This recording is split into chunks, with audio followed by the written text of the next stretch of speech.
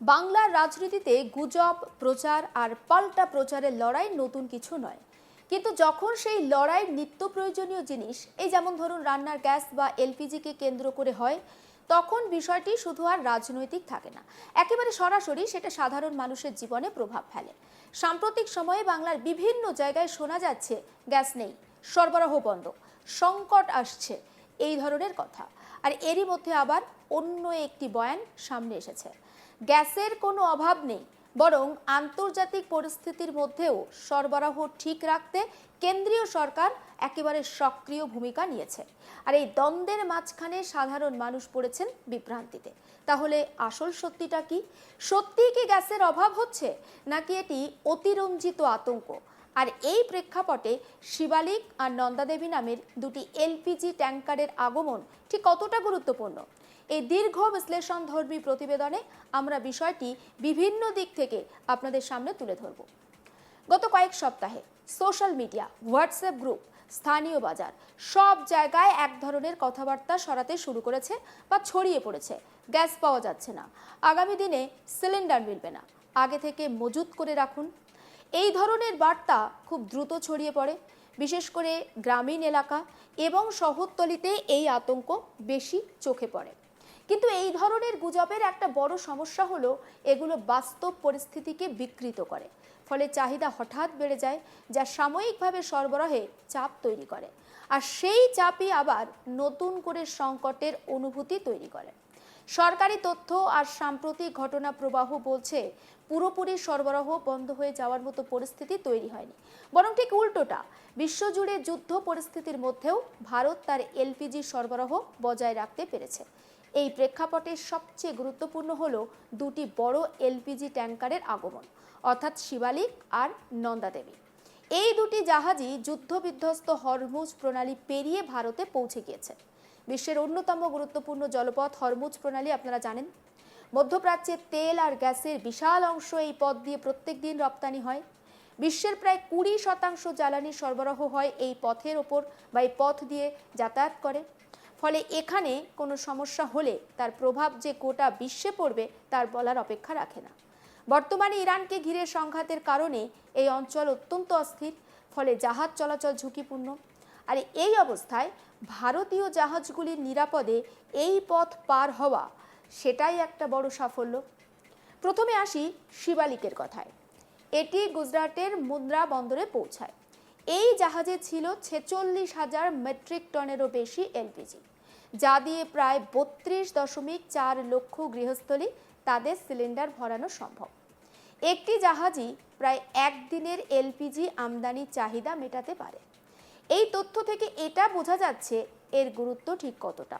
আর এরপর বলবো নন্দাদেবীর কথা, যা গুজরাটের ভাদিনার বন্দরে পৌঁছায়। আর এই জাহাজে ছিল 47,000 মেট্রিক টনেরও বেশি এলপিজি।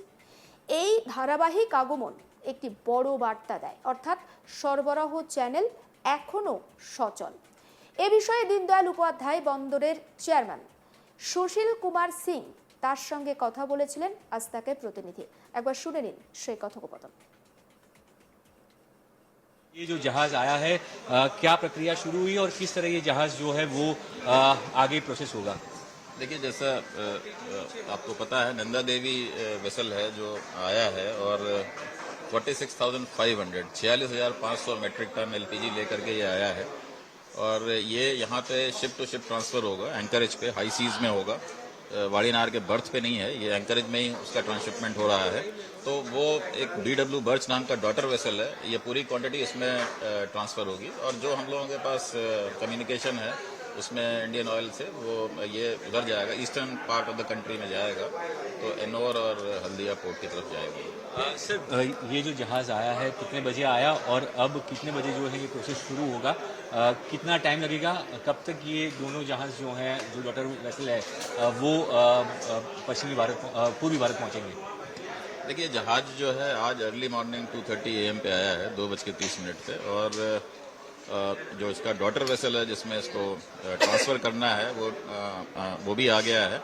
जो S2S के जो इक्विपमेंट्स हैं, जो फेंडर्स हैं जो बीच में लगते हैं, योकोहामा फेंडर्स हैं, और जो गैंग्स हैं मूरिंग वगैरह की, वो अपना काम कर रही हैं। तो करीब 1 बजे दोपहर के आसपास ये साइड बाय साइड दोनों जहाज लग जाएंगे। फिर ये ऑपरेशन करीब 3 बजे से शुरू हो जाएगा और जो पंपिंग रेट होता है वो टिपिकल पंपिंग रेट करीब 1000 टन पर घंटे के हिसाब से होता है, तो करीब 2 दिन से होगा। ये जो जहाज आया है क्या प्रक्रिया এবং স্বাভাবিকভাবে এই যদি জাহাজ আসে তাহলে সরবরাহ ব্যবস্থা কিন্তু স্বাভাবিক থাকছে। ফলে প্রশ্ন হচ্ছে যদি সরবরাহ ঠিক থাকে তাহলে বিভিন্ন জায়গাতে যে একটা লম্বা লাইন লক্ষ্য করা যাচ্ছে সেই লাইনটা কেন দেখা যাচ্ছে, এর পিছনেও বেশ কয়েকটি কারণ থাকতে পারে। যেমন দেখুন, গুজব। মানুষ আতঙ্কে বিশেষ করে তারা বিশ্বাস করে, ফলে তারা সিলিন্ডার বুক করতে শুরু করেছে। লজিস্টিক সমস্যা হতে পারে, এক জায়গা থেকে অন্য জায়গায় গ্যাস পৌঁছাতে সময় নিচ্ছে, আবার স্থানীয় চাহিদা বৃদ্ধি পেতে পারে। উৎসব কিংবা একটা মৌসুমি কারণে কিন্তু চাহিদা অনেকটা বেশি। অর্থাৎ বলা যেতে পারে যে এই চাহিদার সঙ্গে যোগানের একটা সামঞ্জস্য ছিল না, তার জন্যই কিন্তু এই একটা যে ক্রাইসিস সেটা তৈরি হয়েছে। এবার বলি রাজনীতি বা রাজনৈতিক বয়ানে কে কি বলছেন এই বিষয়টা নিয়ে। এই পরিস্থিতিতে রাজনৈতিক বয়ান অত্যন্ত গুরুত্বপূর্ণ। এক পক্ষ বলছে গ্যাসের সংকট তৈরি হয়েছে, সাধারণ মানুষ সমস্যায় পড়েছে, আর অন্য পক্ষ বলছে এটি গুজব, সরবরাহ ঠিক আছে, কেন্দ্রীয় সরকার পরিস্থিতি সামাল দিচ্ছে। এই দ্বন্দ্বই মানুষের মধ্যে আরও বেশি করে বিভ্রান্তি বাড়াচ্ছে। আর এই ধরনের পরিস্থিতিতে শুধু অর্থনীতি নয়, কূটনীতি একটা বড় ভূমিকা পালন করে।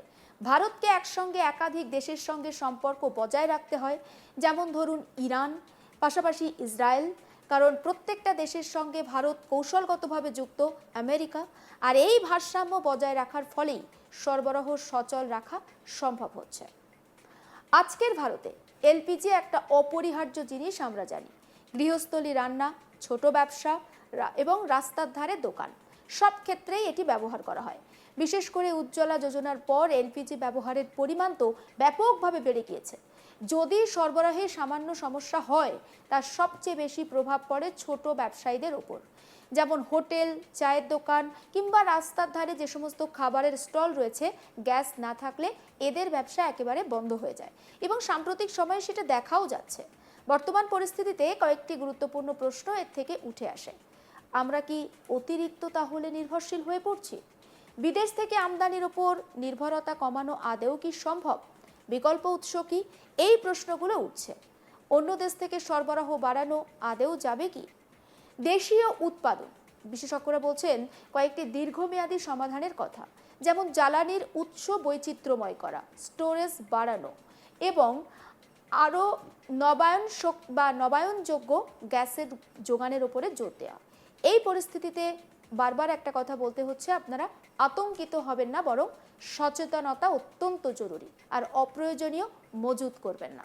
আপডেট দিতে থাকবো আপনাদের, অবশ্যই নজর রাখুন আজ তাক বাংলায়, সাবস্ক্রাইব করতে ভুলবেন না।